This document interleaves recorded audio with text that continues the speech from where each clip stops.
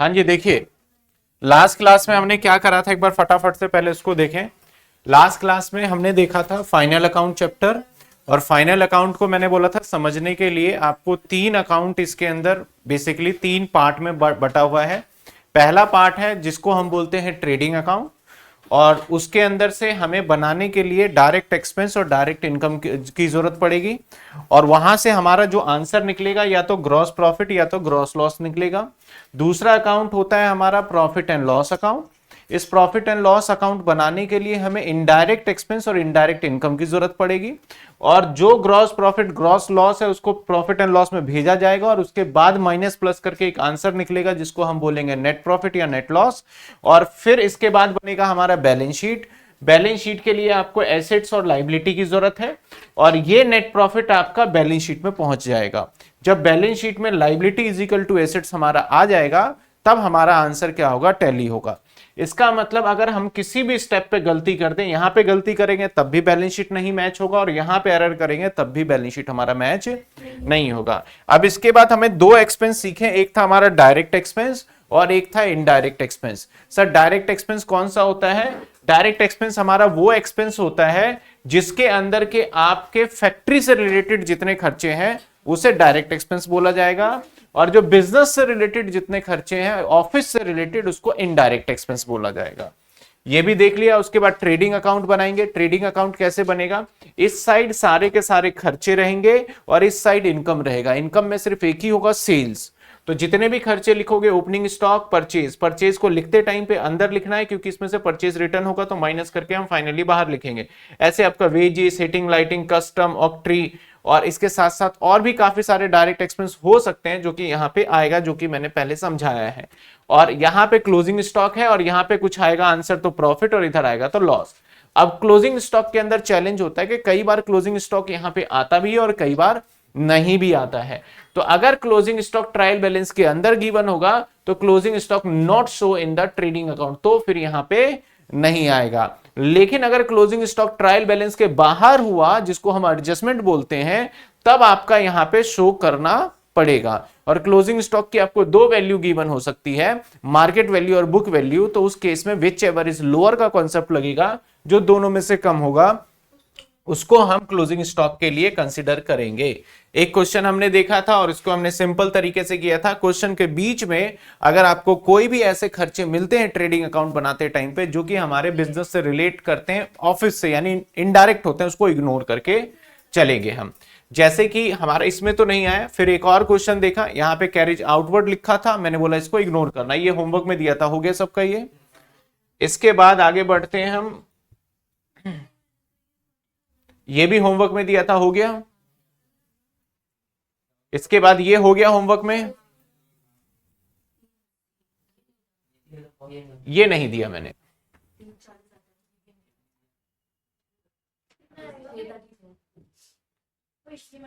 Practical में ये दिया था, होमवर्क में हो गया। प्रैक्टिकल 2, प्रैक्टिकल 3 दिया, होमवर्क में हो गया। प्रैक्टिकल 4 एंड प्रैक्टिकल 5, दो वैल्यू दे रखा था यहाँ पे, मार्केट वैल्यू। एंड 6 में बच्चों का डाउट है क्योंकि एक यहाँ पे वर्ड आ गया एडजस्टेड परचेज। तो आइए हम पहले देख लेते हैं कि एडजस्टेड परचेज क्या होता है, जहां हम एक ही साथ सारा का सारा नोट करेंगे। एक मिनट, हाँ चलिए पहले एडजस्टेड परचेज समझें।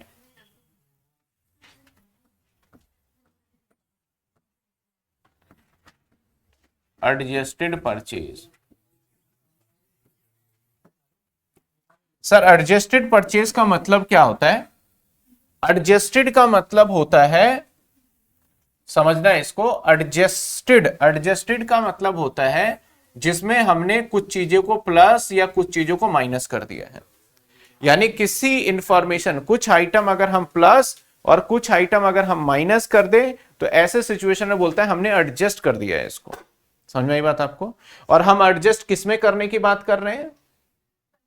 परचेज में। तो हम ऐसी क्या चीजें इसमें प्लस और माइनस कर देते हैं जिसकी वजह से ये एडजस्टेड परचेज माना जाता है? तो एडजस्टेड परचेज में आप ओपनिंग स्टॉक ले लेते हो और इसमें प्लस कर देते हो नेट परचेज, और माइनस कर देते हो क्लोजिंग स्टॉक। इसका मतलब जब ये सारी चीजें आपने माइनस प्लस कर दिया, तो जब आप ट्रेडिंग अकाउंट बनाओगे, मैंने नेट लिखा है, इसका मतलब परचेज रिटर्न भी माइनस हो जाता है। कई जगह पे नेट लिखते हैं, कई जगह पे नहीं लिखते, वो अलग अलग बात है। तो जैसे ही आप ट्रेडिंग अकाउंट बनाओगे, तो मैंने बोला, मैंने आपको क्वेश्चन में दिया, ध्यान देना, मैंने क्वेश्चन में दिया आपको, मेरा एडजस्टेड परचेज है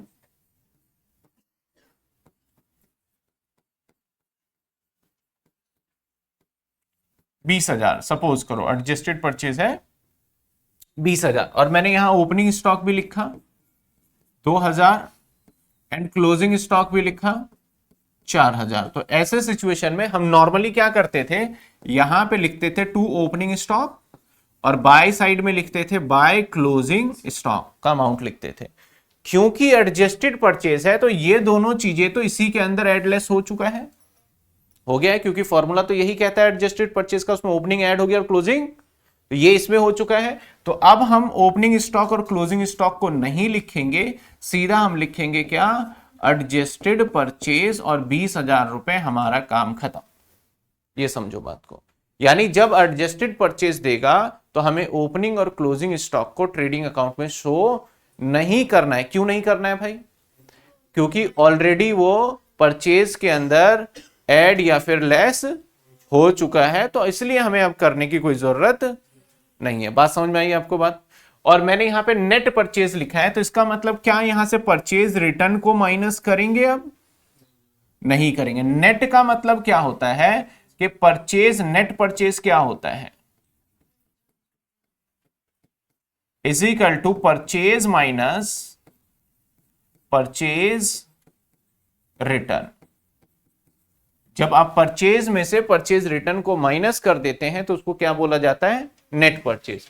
तो अगर मैं इसी को एक दूसरे तरीके से भी बोलूं, तो हो सकता है opening stock plus purchase minus purchase return और माइनस क्लोजिंग स्टॉक, यही है इसका मतलब। अगर इसको लिखूं और इसके सामने ये लिखूं, तो दोनों क्या है, हमारा बराबर ही है, क्योंकि वहां पे मैंने नेट की जगह पे परचेज में से क्या कर दिया, परचेज रिटर्न माइनस कर दिया। यहां तक बात समझ में आया आपको? तो जो क्वेश्चन नंबर 6 आप डाउट में कह रहे थे, अब एक बार देखते हैं क्वेश्चन नंबर 6, और एक क्वेश्चन 3 भी बोल रहे थे, उसको भी देख लेंगे। तो क्वेश्चन नंबर आ जाते हैं 6 पे। ये रहा हमारा क्वेश्चन नंबर 6।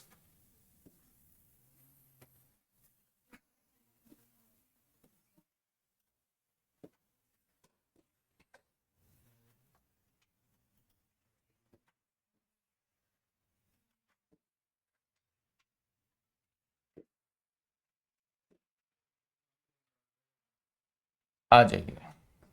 सबसे पहले क्या दे रखा है, from the following information prepare trading profit and loss account, trading account for the year ended, adjusted purchase दे दिया। तो मैं यहां 2 में लिखूंगा,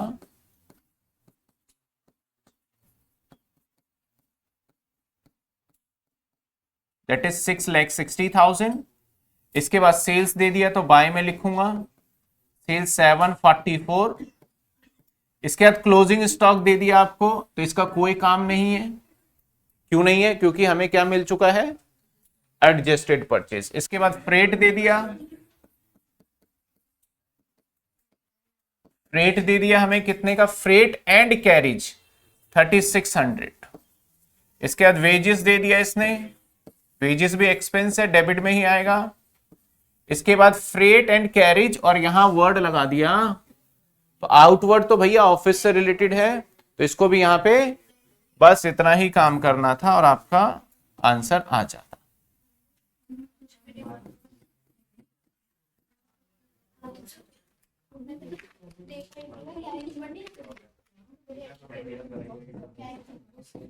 कैरिज इनवर्ड लिखा नहीं मैंने, लिखा तो है, फ्रेट एंड कैरिज इनवर्ड ही 36 का है।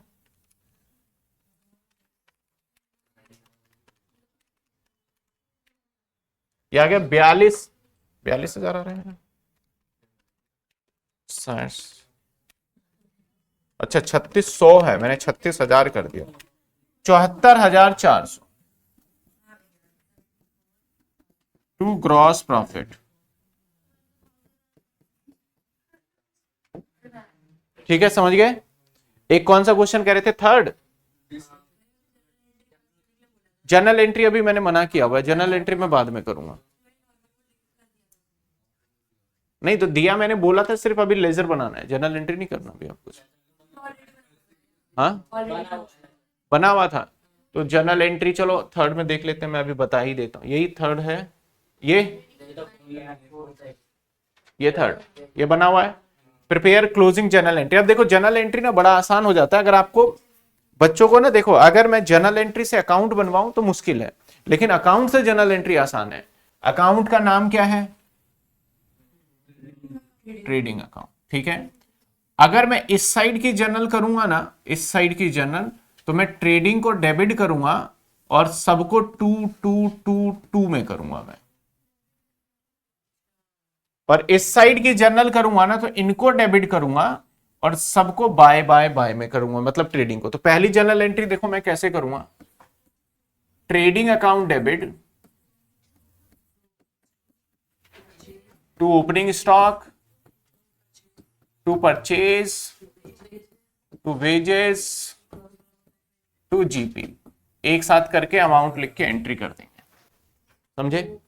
और दूसरा कैसे करेंगे, सेल्स वाला, तो सेल्स डेबिट, और सेल्स रिटर्न होता है तो वो क्रेडिट हो जाता है, तो उल्टा यहां आ जाएगा इनफैक्ट वो, और क्लोजिंग स्टॉक और टू ट्रेडिंग अकाउंट। ये ट्रांसफर करने की एंट्री होती है। जब भी आप इस अकाउंट से करोगे ना, तो ऐसे नहीं करोगे सेल्स कर दिया, सेल्स करते थे तो सर सेल्स तो क्रेडिट होता था। ये एंट्री किस चीज की है, ट्रांसफर करने की। किसमें ट्रांसफर करने की, तो यहां पे कहता है क्लोजिंग जर्नल एंट्री करना on the basis of above trading, transfer of gross profit and gross loss, ठीक है ना। तो ऐसा कोई क्वेश्चन वैसे पेपर में भी नहीं आता और इतना इंपॉर्टेंट भी नहीं है। हम आगे जाएंगे तो आगे मैं पूरा बता ही दूंगा आपको इसका, ठीक है ना। बस करने का सिंपल सा आपका ये तरीका हो गया। आइए अब और आगे चलते हैं, हम आगे चलते हैं, कुछ फॉर्मूले बेस्ड क्वेश्चन को लेके चलते हैं। अब देखिए, आ जाइए, एक वर्ड सीखना है आपको, समझना है, कॉस्ट, कॉस्ट ऑफ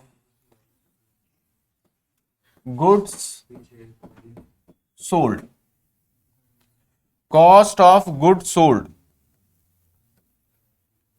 कॉस्ट का मतलब लागत कह लो या कीमत कह लो। गुड्स का मतलब जो आप सामान लेके आते हो बेचने के लिए, और सोल्ड का मतलब बेचना। जो आपने गुड्स बेचा है उसकी कीमत आपको कितने की पड़ी है वो निकालना, उसे बोला जाता है कॉस्ट ऑफ। और इसको शॉर्ट फॉर्म में आज के बाद मैं बोलूंगा COGS के नाम से ज्यादा पॉपुलर, ठीक है ना, COGS। अब सर ये कैसा, मान लेते हैं, मुझे बताना मैंने 1000 रुपए का एक सामान 1200 रुपए में बेचा। 1000 रुपए का गुड्स लाके मैं 1200 में बेच रहा हूं, तो बताओ इस सामान का कॉस्ट ऑफ गुड्स सोल्ड कितना है। मैंने बोला मैंने 1000 रुपए का सामान लाके 1200 में बेच रहा हूं, तो इसका कॉस्ट ऑफ गुड्स सोल्ड क्या माना जाएगा, 1000 या 1200? 1000 माना जाएगा। मैंने क्या कहा, जो सामान बेचा है उसकी कीमत आपको कितने की पड़ी। कॉस्ट ऑफ गुड्स सोल्ड का मतलब समझना कि जो सामान बेचा है कस्टमर को कितने का पड़ा वो नहीं, दुकानदार को कितने का पड़ रहा है वो। तो मैंने क्या कहा, मैं 1000 रुपए का सामान लाता हूं और कितने का बेच देता हूं, तो कीमत मुझे कितने की पड़ी उसकी, इसी को कॉस्ट ऑफ गुड्स सोल्ड कहते हैं। अब समझना, जैसे मैंने 2 किलो चीनी, मैं एक एग्जांपल लेता हूं, 2 किलो चीनी आपका लेके आया, मैं सपोज करो 100 रुपए का खरीद के लाया, और मैंने 1 किलो चीनी सोल्ड कर दिया 55 रुपए का। मैं 2 किलो चीनी कितने का खरीद के लाया, और 1 किलो चीनी मैंने अभी उसमें से बेच दिया है, कितने का बेचा। तो बताओ यहां पे कॉस्ट ऑफ गुड्स सोल्ड क्या है। आप जितने यूनिट बेचोगे उसकी कीमत आपको कितना पड़ रहा है।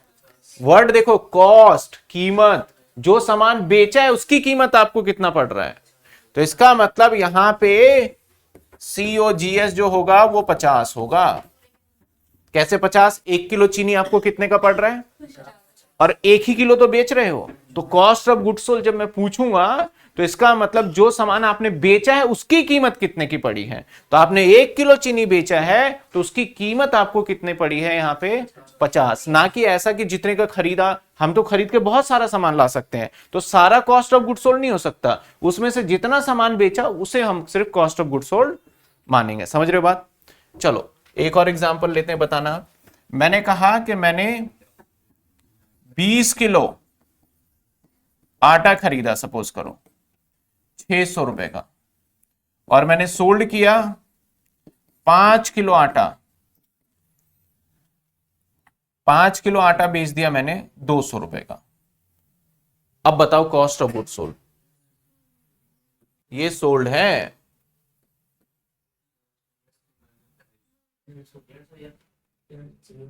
बताइए कॉस्ट ऑफ गुड्स सोल्ड, जो सामान बेचा है उसकी कीमत मुझे कितनी पड़ी, क्योंकि आपको सामान जो पड़ रहा है वो 30 रुपए किलो पड़ रहा है। तो 30 रुपए किलो वाले आपने कितने 5 किलो बेचे हैं। तो अगर 5 किलो आप बेचते तो इसका मतलब आपको 150 रुपए का सामान था जिसको आप बेच के कितने का आ गए। तो आपके लिए कीमत कितनी पड़ रही है 150। तो करेक्ट आंसर क्या है हमारा 150। समझ में आए क्या मैं बताना चाह रहा हूं? कॉस्ट ऑफ गुड्स सोल्ड का मीनिंग क्या है? जो सामान आप बेच रहे हो उसकी कीमत आपको कितने की पड़ रही है उसे क्या बोलते हैं COGS। जो सामान आपने खरीदा, जो सामान आपने बेचा उससे मतलब नहीं है, जो सामान बेच रहे हो उसकी कीमत क्या पड़ रही है वो यहां पे हम कंसीडर करते हैं कॉस्ट ऑफ गुड्स सोल्ड के अंदर। यहां तक बात एकदम क्लियर? क्लियर है यहां तक सारा? कोई बताओ कोई पॉइंट दिक्कत?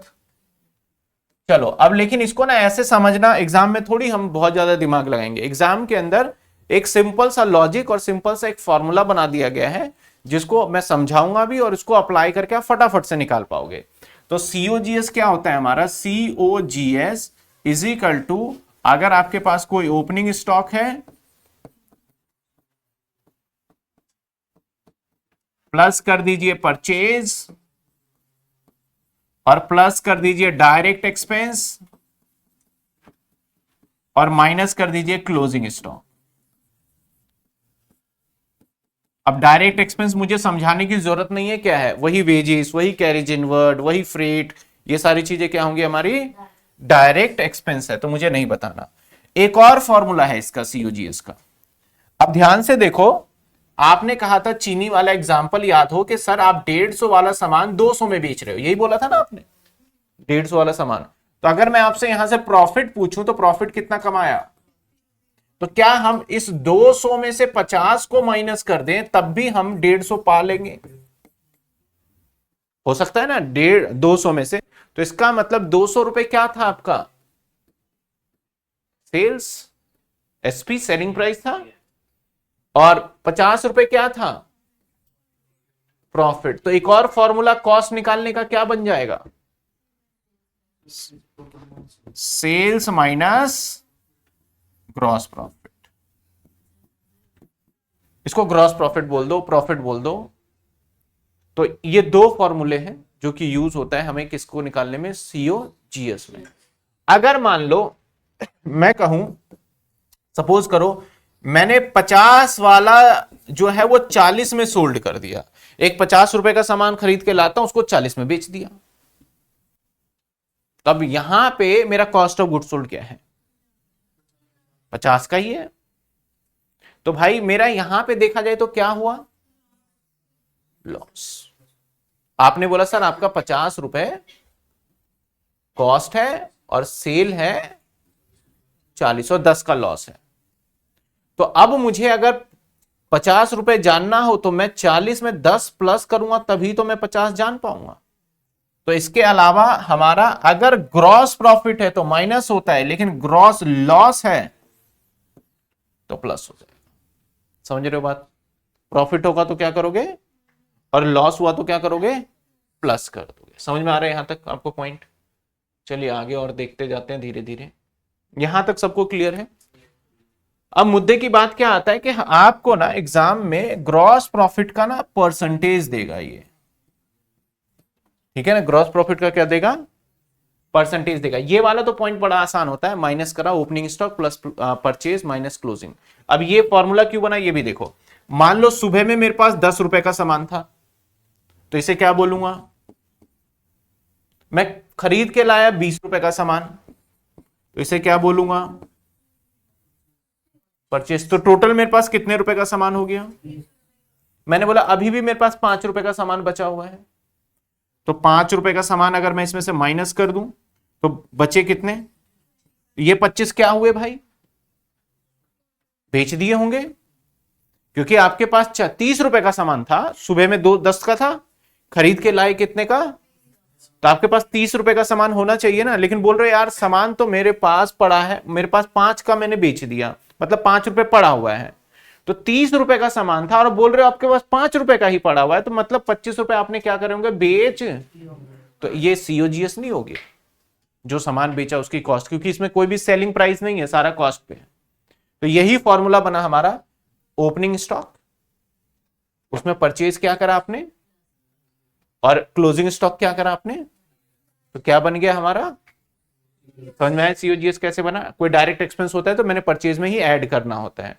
जैसे कि मैं कोई फर्नीचर खरीद के लाता हूं, फर्नीचर तो वैसे नहीं, कोई भी गुड्स खरीद के लाता हूं, अगर मैं कोई भी सामान खरीद के लाऊंगा तो उसको जो भी किराया लगेगा वो किराया ऐड करके फिर प्रॉफिट में जोड़ूंगा कस्टमर से लेने के लिए, कि भाई किराया वराया सब कुछ जोड़ के लिया जाता है। अब बात करते हैं सर, क्वेश्चन जो आता है ना एक परसेंटेज बेसिस पे आ जाता है कि परसेंटेज, ये वाला तो ठीक है फॉर्मूला, कोई दिक्कत नहीं है, आराम से समझ में ही आता है। प्रॉब्लम यहां आ जाता है कई बार कि ग्रॉस लॉस या ग्रॉस प्रॉफिट आपको क्या दे दे, परसेंटेज पे। चलो मैंने कहा ध्यान देना, एग्जांपल नंबर 1, मैंने कहा मेरा सेल्स जो है सपोज 100 रुपए है। एक बहुत सिंपल सा एग्जांपल लिया, मैं कुछ 1000 मान लेता हूं, 1000 पे आपको सिंपल ही लग, 500 मान लेते हैं। सेल 500 है और ग्रॉस प्रॉफिट 20% है, तो हमें सीओजीएस बताइए। तो आपको पता है सीओजीएस का फॉर्मूला क्या है, 2 फॉर्मूले थे, लेकिन यहां कौन सा लग सकता है, और ये वाला फॉर्मूला यहां ज्यादा सूटेबल है, क्योंकि ना तो हमें यहां परचेज पता है ना ही ओपनिंग स्टॉक पता है, तो कुछ तो ऐसी जानकारी नहीं पता है कि मैं पहले वाला फॉर्मूला लगाऊं, तो ये फॉर्मूला सूटेबल है। तो मेरे पास सेल्स तो पता है हमें 500 रुपए, लेकिन भाई इसके अंदर जीपी नहीं पता हमें, और जीपी क्या कहता है 20% है, तो हम क्या करेंगे 500 रुपए का 20% निकालेंगे, तो जो कि आएगा हमारा कितना 100 रुपए, तो आंसर विल बी हमारा, समझ में आइए। चलिए मैंने कहा सेल्स अगेन 500 और जीपी 25% ऑन कॉस्ट। अब देखो पहले वाले पॉइंट में सिर्फ मैंने जीपी कहा था, और ये जब मैंने कुछ भी नहीं कहा ना, तो पता है ये जीपी किसके ऊपर है, मैं बता देता हूं आपको। ये जीपी जो था वो पता है किस पे था, सेल्स पे। आपको गिवन क्या है, सेल्स, और जीपी किस पे है, सेल्स पे। आपने डायरेक्ट क्या करा, ये एक सिंपल सा जो भी सेल्स दे रखा था उस पर डायरेक्ट परसेंटेज कैलकुलेट करके निकाल लिया। यहां क्या कहता है, सेल्स दे दिया, लेकिन जीपी क्या कहता है आपका, भैया इसके ऊपर जीपी नहीं है, जीपी किसके ऊपर है, यहां पे अब आपको सीओजीएस निकालना है। तो अब हम अगर इसको ऐसे करते हैं कि भाई जीपी सीओजीएस, जो कुछ बच्चे सोच रहे हैं, तो माइनस में 500 इंटू में 25 बटे में 100, तो इसका मतलब आप जो ये परसेंटेज अप्लाई कर रहे हो वो किस पे अप्लाई कर रहे हो, और 500 क्या है हमारा, लेकिन ये किस पे अप्लाई करने के लिए बोल रहा है, इसका मतलब ये गलत है, ये तो अप्लाई करने का तरीका। तो इसको हम थोड़ा सा मतलब सिंपल तरीके से, हम एक फॉर्मूला जो मैं सेल्स का बनाने जा रहा हूं, आप भी बोलोगे सर सेल्स आपका यही तो बनेगा, COGS प्लस में यही फॉर्मूला बनेगा सेल्स। तो अब सेल्स हमें पता है तो यहां रख दो 500, COGS नहीं पता तो इसको x मान लो, मान सकते हैं। और जीपी कितना है हमारा, 25% है। जीपी कितने परसेंट है, 25, किसके ऊपर, और कॉस्ट क्या है हमारा x। तो मैं इसको कर सकता हूं x इंटू में 25/100 कर सकता हूं। इसको और थोड़ा सा सिंपल करें तो 500 is equal to x plus में x/4 हो जाएगा, है कि नहीं। अब x की वैल्यू सॉल्व करेंगे तो ये 5x हो जाएगा, divided by 4 is equal to 500। अब सॉल्व करोगे तो 2000 इज इक्वल टू 5x, और x की वैल्यू क्या आ जाएगी हमारी, तो हमारा जो कॉस्ट x क्या माना था हमने, x क्या माना था हमने, तो हमें निकल के क्या आ गया, COGS 400 आ गया। अगर मैं आपसे प्रॉफिट पूछूं तो प्रॉफिट आएगा 100 रुपए। ठीक है, अब देखोगे सर एक ऐसा सेम ही सवाल लग रहा है हमें देखने में, एक तो एक स्टेप में ही खत्म हो गया और इसमें आपने एक्स वेक्स लेट करके करा है, तो उसका रीजन क्या था, प्रॉफिट आपको इंफॉर्मेशन क्या है और प्रॉफिट किस पे है उसके अकॉर्डिंग हम चलेंगे। समझ में आई बात आपको। चलो एक और एग्जांपल देता हूं, ये ध्यान देना है, बहुत बच्चे गड़बड़ करते हैं पेपर में। इसके बहुत सारे शॉर्टकट्स भी हैं निकालने के, आपका सिंपल सिंपल शॉर्टकट है, लेकिन मैं अभी शॉर्टकट पे नहीं जाऊंगा, आपके एग्जाम में क्वेश्चन जब आएगा तो आपको पूरा ही करना होगा ये अभी फिलहाल। अभी देखिए एक और पॉइंट देखिए, आपको मैंने क्या दे दिया, अब मैं आपको कॉस्ट दे रहा हूं, कॉस्ट 500 और जीपी ऑन कॉस्ट 20%, या चलो 20%। आप मुझे सेल्स निकाल के बताइए। मैंने कॉस्ट दिया कितना 500 और जीपी किस पे है, मतलब सेम सेम मैच हो रहा है।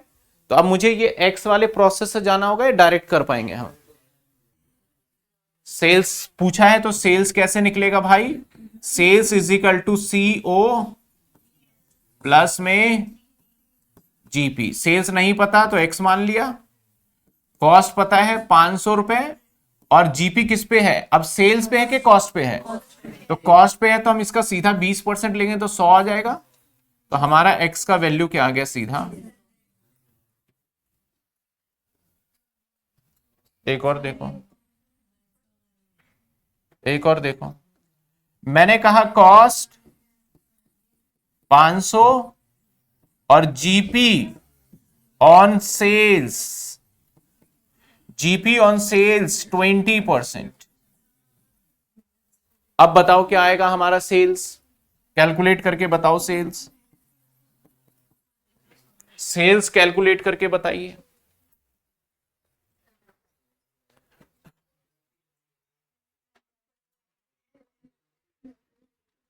क्या हमारा सेल्स 600 होगा, कैलकुलेट करके बताइए क्या होगा फिर।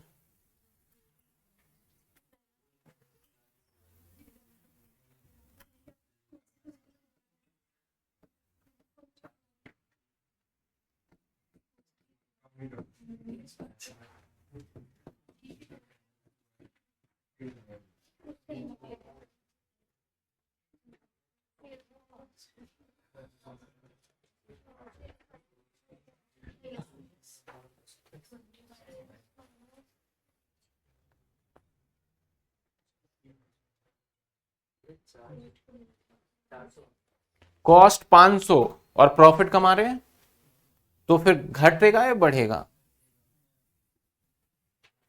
सेल्स तो हमेशा बड़ा होता है कॉस्ट से, तो आपने 400 बोला तो गलत है।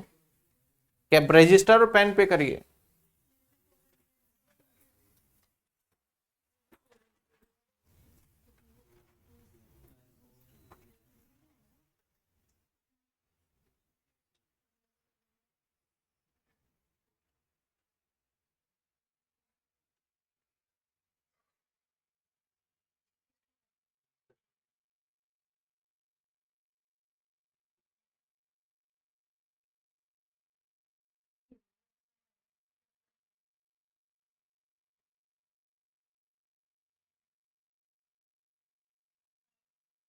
और ये मैथ्स वैथ्स नहीं है। जो बच्चे कुछ विदाउट मैथ्स से सोचेंगे यार इसमें भी मैथ्स आ गया, ये छठी का सवाल है। 6 to 5 is correct answer. 6 to 5 is correct answer. कैसे निकाला सर ये? Sales is equal to COGS plus में सेल्स नहीं पता एक्स, COGS कितने 500 और जीपी किसके ऊपर है? सेल्स पे, तो एक्स बाई क्या आ जाएगा 5। इक्वेशन बन गई। अब एक्स को आप एक साइड ले जाते हो, नॉर्मल आप सीखते हो 7वीं 8वीं में तो बड़े सवाल होते हैं जिसपे आपके मैथ्स में आते हैं वो। तो ये क्या करेंगे हम, x माइनस में x by 5 is equal to 500। Solve करोगे तो 4x आ जाएगा। ये समझ में आया ना? एक स्टेप मैंने कम कर दिया, एलसीएम लेते हैं और उसको फिर माइनस प्लस करके कर लेते हैं। 25 और डिवाइडेड में 4, तो x का वैल्यू आ जाएगा 625। मैंने थोड़ा एक दो स्टेप खत्म कर दिया इसके अंदर। तो x क्या आ गया? सेल्स। तो सर इस वाले सवाल को ऐसे क्यों नहीं किया इतना लंबा?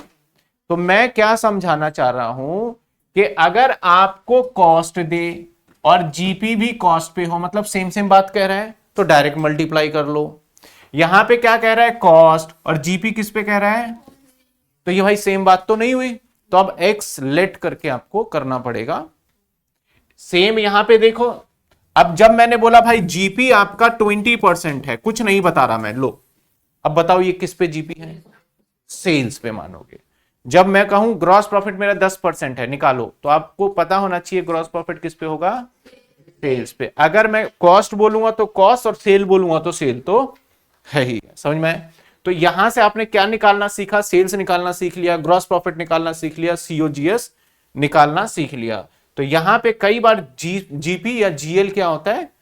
प्रॉफिट या लॉस। अब हाँ, यहीं पे मैं ग्रॉस प्रॉफिट के जगह पे आपको ग्रॉस लॉस देता, तो सेल्स माइनस जो मैंने जीपी करा है उसकी जगह पे सेल्स प्लस में हम कर देंगे। तो सारी चीजें थोड़ा क्या होगा, बस प्लस वाली साइड से हो जाएगा। जहां पे क्या दे देंगे हम? Gross loss.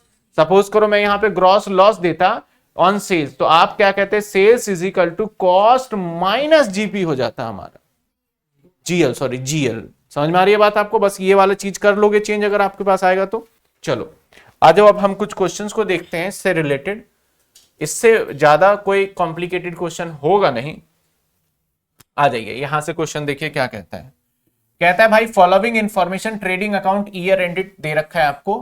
कहता है कॉस्ट ऑफ गुड सोल्ड, यानी आपका सामान जो बेचा गया वो इतने का है, और सेल्स दे रखा है, और आपको क्लोजिंग स्टॉक गिवन है। आपको क्या बनाना है यहाँ पे? क्या बनाना है आपको यहाँ पे? Information prepare trading account. आधा क्वेश्चन है क्या? देखना कुछ और भी है आपकी बुक में या इतना ही है? इलिस्ट्रेशन 7 देखना एक बार, इतना ही है। चलो ट्रेडिंग अकाउंट बनाते हैं।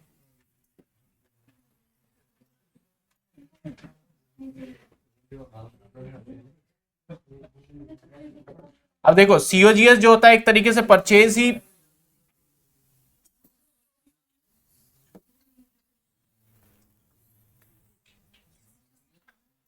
तो मैं यहां लिखूंगा टू साइड में कितने रुपए? 669,600 लिख लिया। सेल्स किधर लिखूंगा? 744,000 लिख लिया। अब क्लोजिंग स्टॉक कहां लिखते हैं? बाय में। लेकिन याद करो COGS जब कैलकुलेट करते हैं तो COGS का फॉर्मूला बताया, ओपनिंग स्टॉक प्लस में परचेज माइनस में, और कोई डायरेक्ट एक्सपेंस है तो इसमें ऐड हो जाता है। तो क्लोजिंग स्टॉक तो ऑलरेडी COGS में हो चुका है, तो अब क्या माइनस करेंगे? नहीं भाई, नहीं माइनस नहीं करना, आप सीधा निकाल सकते हैं हम यहाँ पे आंसर।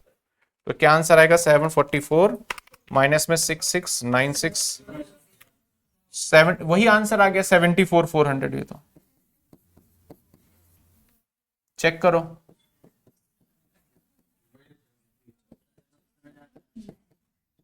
ठीक है 74,400। ये तो सिंपल सा बेसिक सा क्वेश्चन दे दी। अब आ जाओ, फॉलोइंग अकाउंट दे रखा है आपको, एडजस्टेड परचेज है, सेल्स है, कैरिज इनवर्ड है, वेजिस है। अभी मैंने करा दिया ये होमवर्क में, कराया ना अभी एडजस्टेड परचेज, क्लोजिंग और ओपनिंग छोड़ देंगे, ठीक है। आगे आ जाते हैं।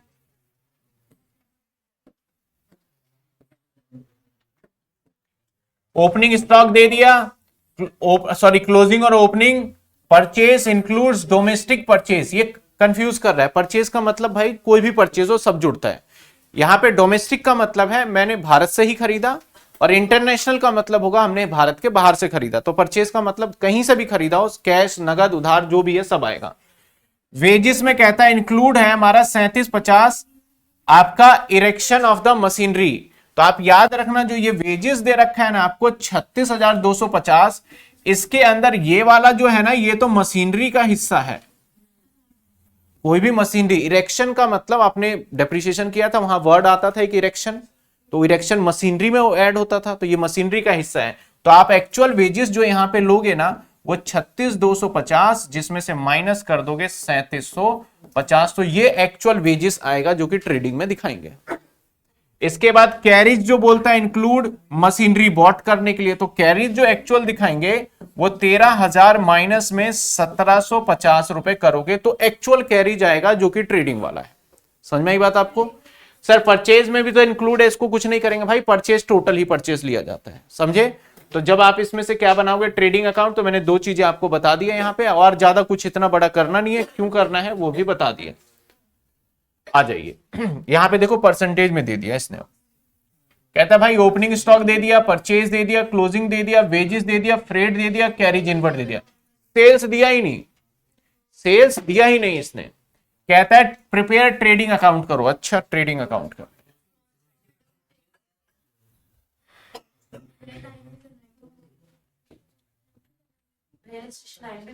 हाँ वो खुद ही करेंगे आप।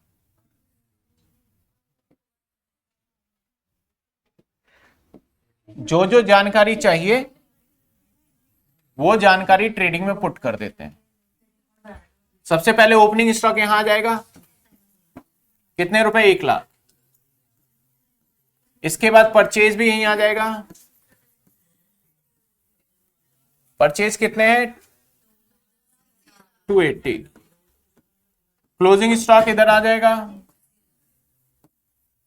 वेजेस भी इधर आ जाएगा, और फ्रेट भी इधर आ गया, और कैरिज भी इधर ही आ जाएगा। भाई अगर मुझे आप सेल्स दे देते ना तो मेरा काम बन जाता, सेल्स दे देते तो काम बन जाता, सवाल में सेल्स ही नहीं दिया।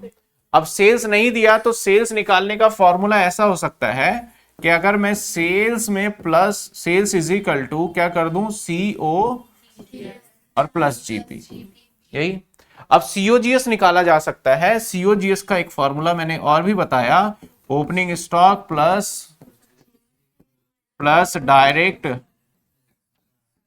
और माइनस, ये तो है हमारे पास जानकारी। तो ओपनिंग स्टॉक क्या है? 1,00,000 प्लस 280 प्लस 2,000 प्लस 3,600 प्लस 1,000 और माइनस में 80,000। समझ में आया मैंने क्या क्या करा यहां पे? डायरेक्ट एक्सपेंस, ये सारा का सारा क्या है हमारा?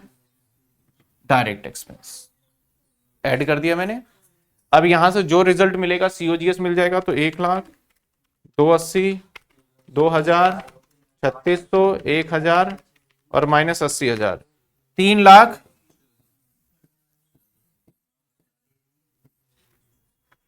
ये सीओजीएस मिल गया। अब हम इस फॉर्मूले में पुट करके सेल्स निकाल सकते हैं, है ना?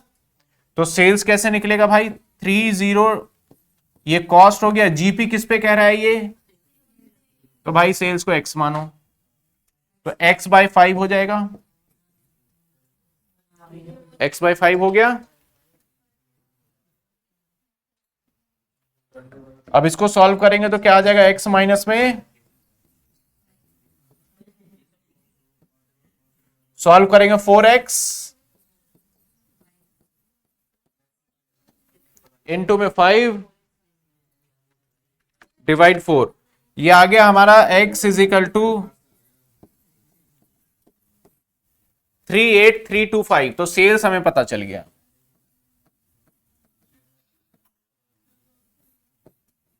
अब हमारा ट्रेडिंग भी बन जाएगा।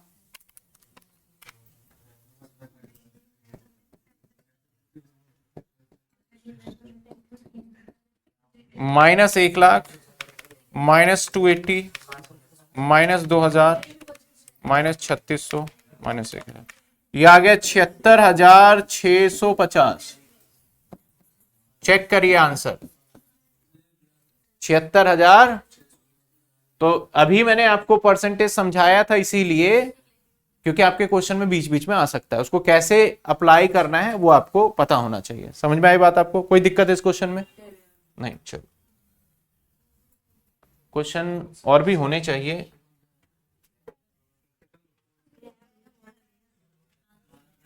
अभी है मुझे पता है, अभी निकालते हैं क्वेश्चन,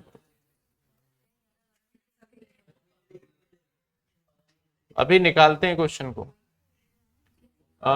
बुक्स एंड पीपीटी 11वीं की accountancy, TS Grewal 2, depreciation, rectification of error, adjustment, final account.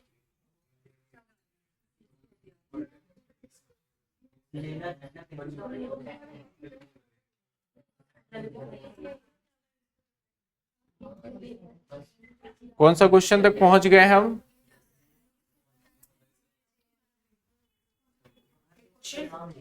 हमने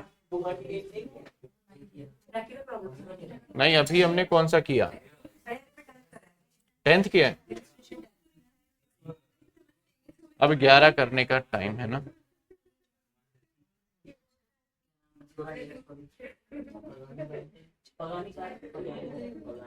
इलस्ट्रेशन 11 देखिए, कैलकुलेट सीओजीएस बोल दिया है और सारी चीजें जानकारी आपको गिवन है।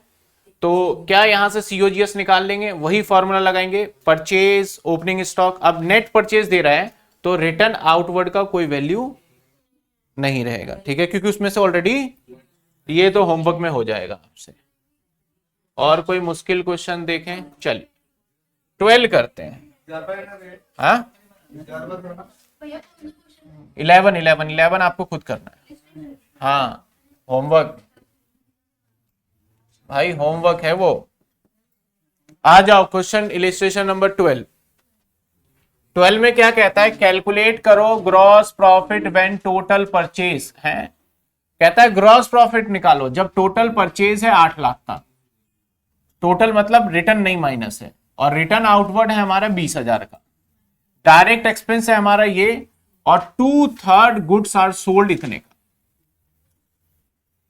यानी हमारा परचेज देखा जाए तो सवाल कहता है टोटल परचेज जो है हमारा वो है हमारा 8 लाख।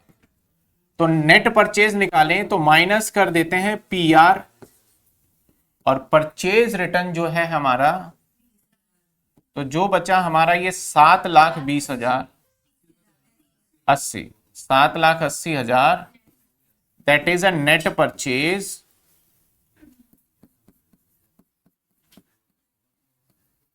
कहता है इस नेट परचेज को हमने सारा सामान नहीं बेचा, इसमें से हमने सारा सामान बेचा ही नहीं है भाई, इसमें से हमने कुछ हिस्सा बेचा है। तो भाई कितना बेचा है इसमें से? 2/3 इसका बेच दिया, तो बाकी का जो बच गया कितना बचा होगा? 1/3 अनसोल्ड है ये, ठीक है ना। 2/3 हिस्सा अगर मैं इसका निकाल लूं तो कितना बनता है?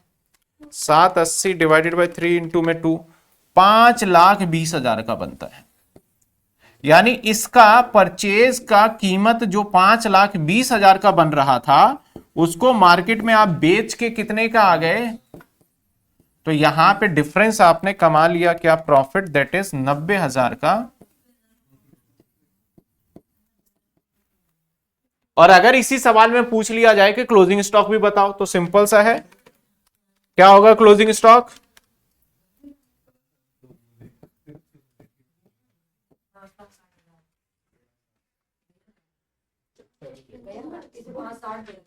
क्या दे रखा है? प्रॉफिट 780, 780 डिवाइडेड बाई 3 इंटू में 2, 520 ही आ रहा है।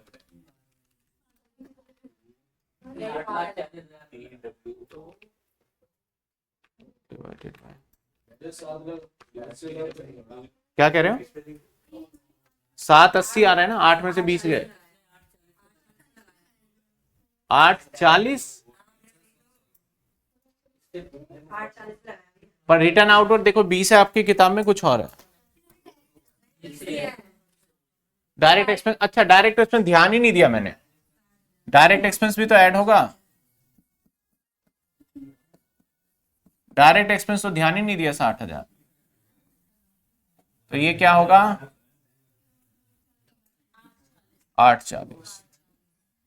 अब इसका 2/3 निकालेंगे तो क्या बनेगा 560, और बेचा कितने का, तो 50 का प्रॉफिट ना, ठीक है ना। वो मैंने डायरेक्ट एक्सपेंस ध्यान नहीं दिया कि सामान आपको कितने का पड़ा, सीओजीएस जो आपने बेचा वो कितने का पड़ा, वो ऐड करके टोटल कॉस्ट आपकी ये आई, और उसके बाद उसका आपने 2/3 हिस्सा बेच दिया। समझ में आई बात आपको? इसको करना कैसे, सिंपल, आप यही फॉर्मूला अप्लाई कर सकते हो, टोटल परचेज उसका 2/3 निकाल लोगे, फिर सेल्स माइनस में 2/3 ऑफ परचेज को माइनस करोगे तो आंसर आ जाएगा। ठीक है, ये भी आप ठीक कर लेना है। क्लोजिंग आ जाइए, इसके बाद इलिस्ट्रेशन तो हमारे हो जाते हैं, calculate the cost of goods sold, opening stock, closing stock आ जाइए। हाँ 12 तो करा ही दिया, तो करना क्या। 13 देखिए आप, ओपनिंग स्टॉक दे रखा है, परचेज दे रखा है, कमीशन ऑन परचेज दे रखा है, sales carriage on sales, closing stock, calculate COGS, ये भी होमवर्क में लिख लो।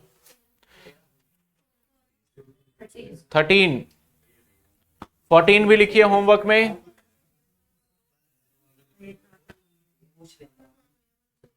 15 बताइए मुझे, कर पाएंगे नहीं कर पाएंगे। ये रहा 15, नेट सेल्स दे रखा है, ग्रॉस प्रॉफिट ऑन सेल्स दे रखा है, सीओजीएस निकालना है, हो जाएगा।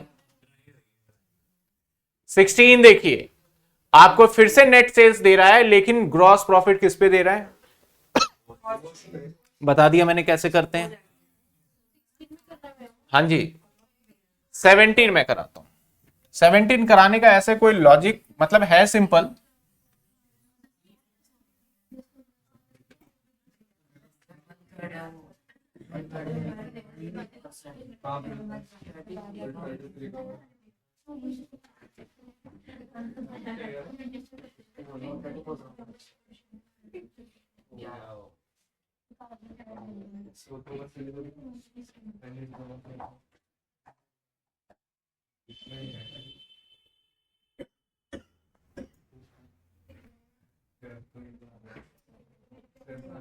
सेवेंटीन देखिए। अब यहां पे बच्चों का डर ये है,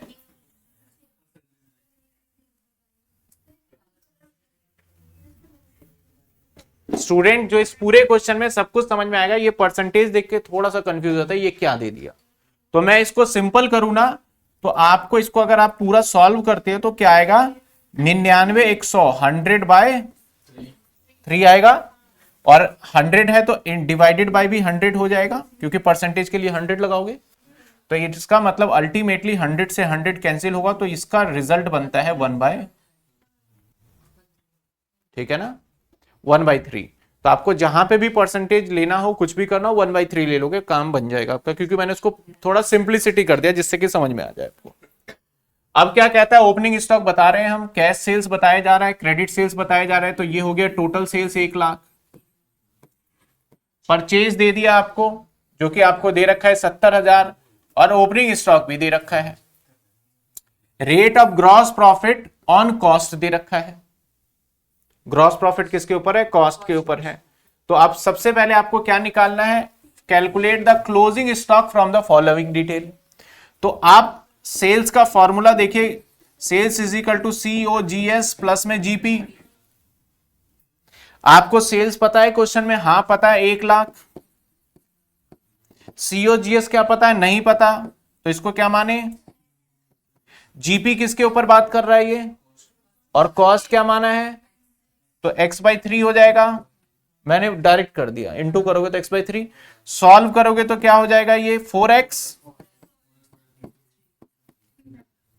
अब डिवाइड मल्टीप्लाई जो भी करो, x की वैल्यू निकल जाएगा 3,04,000, 75। ये क्या आया सीओजीएस। अब क्लोजिंग स्टॉक तो सीओजीएस के फॉर्मूले में ही होता है, COGS is equal to opening stock plus में plus direct minus closing stock, यही होता है सर। यहां पे ओपनिंग स्टॉक क्या है क्वेश्चन में सर? परचेज क्या है सर? डायरेक्ट एक्सपेंस नहीं दे रखा, हटाओ। क्लोजिंग स्टॉक नहीं पता, एक्स। सीओजीएस पता है हमें। अब इसको सॉल्व करोगे तो ये कितने बने? 90।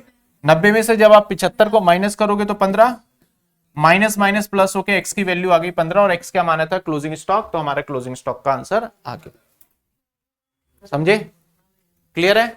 ये सारे क्वेश्चन आपके पता है किसमें आएंगे? एमसीक्यू में, क्योंकि एमसीक्यू आपको देगा और वहां पे ऑप्शन में आंसर मिलेगा और वहां परसेंटेज कैलकुलेट करना। हाँ जी, ये कर तो दिया, आप क्या करोगे? पूरा ही हो गया। आ जाइए आगे बढ़ते हैं। यहां पे कर रखा है। अब ध्यान रखना, आंसर में करने का तरीका देखो 1/4 है। बोलेगा सर ने तो 1/3 सिखाया, तो इस आंसर को ना 10 तरीके से किया जा सकता है। तो हर किसी को अपना तरीका, बुक वालों ने अपने तरीके से सॉल्व किया, आपके क्लास में आपके फ्रेंड दूसरे तरीके से सॉल्व करेंगे। हो सकता है जो स्कूल के अंदर टीचर बताए वो अपना तरीका अलग लगा रहे हो। किसी का तरीका गलत नहीं है, जो तरीका आपको समझ आ जाए सबसे अच्छा तरीका वही है। ठीक है ना? तो मैं कोशिश करता हूं जो सिंपल, सीधा, डायरेक्ट एक ही मेथड पे सब कुछ आ जाए, मैं वो मेथड फॉलो करता हूं। यहां पे देखोगे आप 1/4 ले रहा है, जबकि मैंने क्या सिखाया? 1/4 क्यों ले रहा है? क्योंकि अगर कॉस्ट सेल्स, इसका एक सिंपल सा रूल होता है, सेल्स पे अगर 30, कॉस्ट पे 33.33% होता है तो सेल्स पे ऑटोमेटिक 25% बन जाता है। ये शॉर्टकट के हिसाब से इन्होंने यहां पे ले लिया है, और उसके बाद उसी के हिसाब से करेंगे तो आंसर देख के कंफ्यूज हो जाओगे। लास्ट में आंसर बस आपको चेक करना है। ठीक है ना? ये करने का मैं बता रहा हूं तरीका अलग है, लेकिन आंसर हमारा सेम ही आएगा और 100% करेक्ट माना जाएगा। चलिए, नेट सेल्स कहता है calculate net sales gross profit following information. COGS दे दिया और जीपी दे दिया ऑन सेल्स, कहता है नेट सेल्स निकालो, तो भाई ऐड कर देंगे और जीपी भी आ जाएगा, तो इसमें कोई दिक्कत नहीं है। होमवर्क में डालो इसको 18 को। 19 में देखो, आपको कहता है ओपनिंग स्टॉक और क्लोजिंग स्टॉक निकालना है। आपको सीओजीएस दे दिया, इसने परचेज दे दिया, डायरेक्ट एक्सपेंस दे दिया, opening stock 2 time of closing stock. Opening stock क्या है? ओपनिंग स्टॉक कहता है 2 टाइम ऑफ क्लोजिंग स्टॉक। आ जाइए 19 नंबर।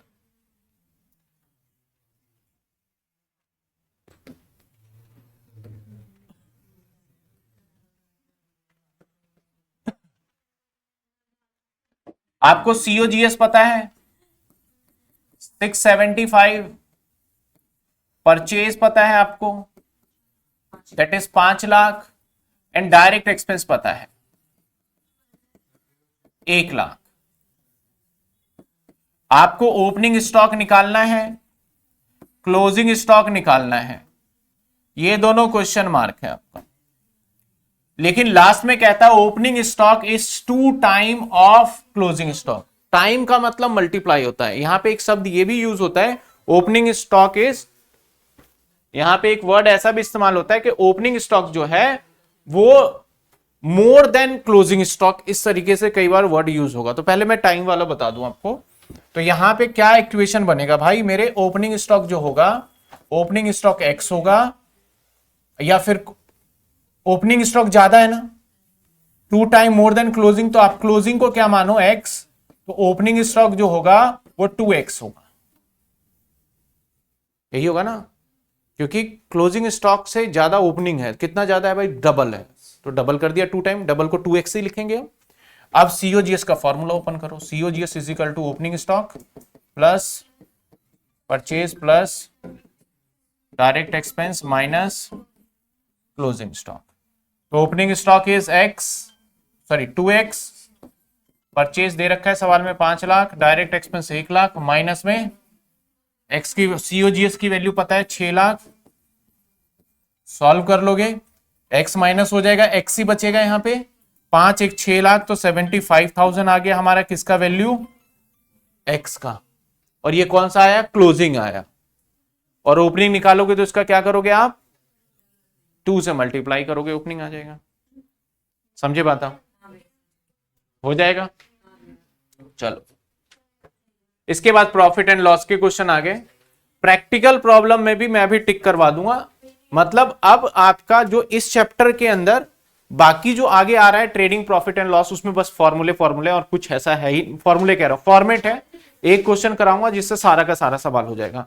मतलब ये चैप्टर मैक्सिमम डाउट वाउट लेके 2 दिन का बचता है, नहीं तो अगली क्लास में मेरी तरफ से ये चैप्टर खत्म हो जाएगा। चैप्टर नंबर 19 है, 18 है, 18 19 में टाइम लगेगा, उसके अंदर 15-20 दिन टाइम लगेगा क्योंकि उसके एडजस्टमेंट को कराना है हमें।